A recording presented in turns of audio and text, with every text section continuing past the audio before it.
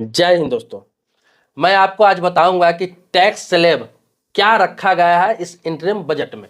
अभी जो बजट हुआ है 1 फरवरी को, उसमें टैक्स स्लैब क्या किया गया है, आम आदमी को कितना टैक्स देना होगा, कितनी कमाई पर कितनी टैक्स लगेगा, क्या आम आदमी आईटीआर फाइल कर सकते हैं, इनकम टैक्स रिटर्न फाइल करना कितना जरूरी है, क्या इनकम टैक्स रिटर्न फाइल करने से टैक्स देना पड़ेगा आने वाले समय में, कितनी कमाई होगी तो आप फाइल कर सकते हैं, कितना कमाई होगा तो नहीं कर सकते, सारी चीज़ें बताऊंगा। बहुत ही छोटा वीडियो बना रहा हूँ, बहुत कम समय में सारी चीज़ों को बताने जा रहा हूँ।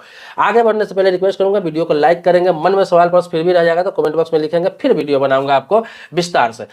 आपकी जानकारी के लिए बता दूं कि देखिए अभी जो इंटरिम बजट पास हुआ है जिसमें टैक्स स्लैब को सेम टू सेम रखा गया है जो पिछले साल का था, लेकिन बहुत सारे लोगों को टैक्स के बारे में कुछ जानकारी ही नहीं है। अभी आपको बता दूं कि 31 मार्च के बाद फिर नए से आईटीआर फाइल होने लगेगा, लोग रिटर्न फाइल करेंगे अपना, लेकिन बहुत सारे लोग जिसका इनकम साल का 1 लाख है, 2 लाख है, 3 लाख है, वो लोग रिटर्न फाइल नहीं करते, कहते मुझे जरूरत ही नहीं है क्योंकि 3 लाख रुपया तक टैक्स फ्री है।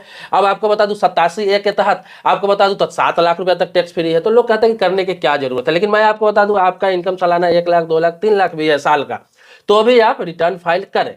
क्यों करें? इससे करने से क्या होता है, बहुत सारे फायदे होते हैं। एक तो आपको टैक्स लगना नहीं, सिर्फ रिटर्न फाइल करना है और उसका आपका रिकॉर्ड आपके पास मिल जाएगा। तो रिटर्न फाइल आप जरूर करें, किसी सीए से मिलकर आप रिटर्न फाइल जरूर करवाएं। आपको बता दूं आप 7 लाख रुपया, 3 लाख रुपया तक कमाते हैं साल का, तो आपको 1 रुपया भी टैक्स नहीं लगेगा। रिटर्न फाइल करेंगे, आप इनकम बताएंगे भी कि 3 लाख रुपए तक मैंने कमाया और 3 लाख मैंने बचा के भी रखा हुआ है, फिर भी आपको किसी प्रकार का कोई टैक्स देने की आवश्यकता नहीं है।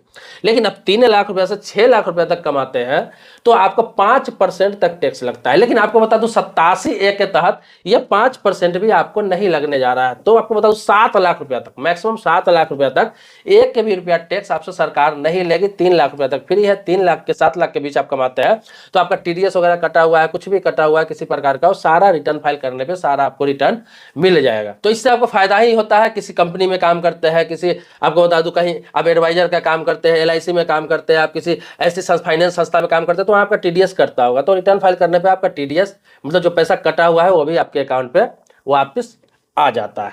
इसके अलावा बता दूं कि अब कितना इनकम पर कितना टैक्स लगता है, इस चीज को समझिए। आम लोगों को इस चीज की जानकारी नहीं है, लोग वीडियो बनाते हैं, मोटा मोटी चीज बता देते हैं, मेन बेसिक चीजें नहीं बताती। तो ये तो समझिए 7 लाख रुपया तक आप कमा रहे हैं तो किसी प्रकार की टैक्स आपको नहीं लग रहा है, जीरो लग रहा है, ना के बराबर लग रहा है। अब आपको बता दूं कि 6 लाख रुपया से 9 लाख रुपया तक का आप इनकम करते हैं और वो इनकम आपके पास है पैसा, तो आपको 10% तक टैक्स पे करना होगा। लेकिन 9 लाख रुपया से 12 लाख रुपया के बीच कमाते हैं और आप पैसा बचत करके रखे हुए, आपके पास इनकम है इस तरह का, तो आपको 15% तक टैक्स लगता है। लेकिन 12 लाख से 15 लाख के बीच आप कमाते हैं तो आपको 20% टैक्स लगता है आपके इनकम पर। लेकिन आपको बता दूं कि 15 लाख रुपया से ऊपर जितना भी कमाते हैं, चाहे साल का आप करोड़ों रुपया कमाते हैं, तो आपको 30% तक इनकम टैक्स भरना पड़ता है। तो ये चीज आप समझ गए। लेकिन आप 15 लाख कमाते हैं, 10 लाख कमाते हैं, 20 लाख कमाते हैं साल का, लेकिन आपको उस हिसाब से खर्च भी है।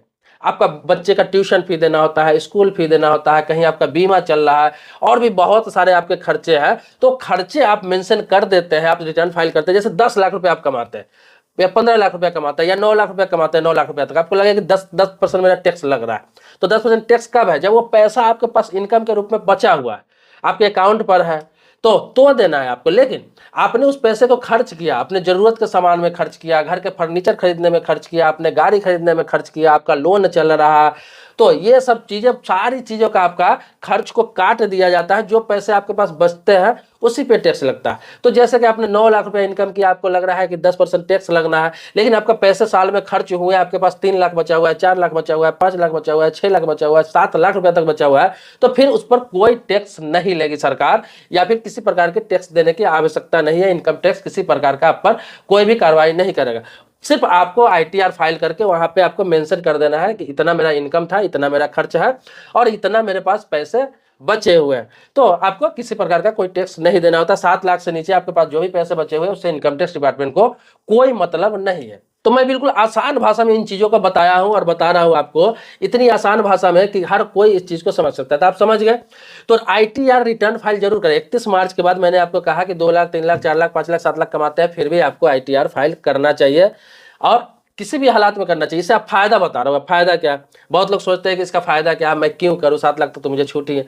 तो इसलिए करना चाहिए कि आईटीआर रिटर्न फाइल जब करते हैं आप, तो इससे क्या होता है कि आप कहीं लोन लेने जाते हैं, किसी भी बैंक में, चाहे किसी फाइनेंस कंपनी में, चाहे वो हाउसिंग लोन हो या फिर किसी प्रकार का बड़ा लोन लेते हैं, पर्सनल लोन हो या फिर आपको बता दो बिजनेस लोन हो, कोई भी लोन लेने जब जाते हैं तो आप देखते होंगे कि 2 साल का ITR रिटर्न का आपसे कॉपी मांगा जाता है, प्रूफ मांगा जाता है। अगर है आपके पास वहां पे इनकम है कि हाँ आपने इस साल का 7 लाख कमाया, 8 लाख कमाया, 9 लाख कमाया, आपने कितना बचाया, कितना नहीं बचाया, कितना खर्च है, वो ज्यादा नहीं देखता, ये देखता है कि कितना आपने कमाया, कितना आपका खर्च है, कितना आपका, तो उस हिसाब से आपका लोन अच्छा खासा फाइनेंस हो जाता है।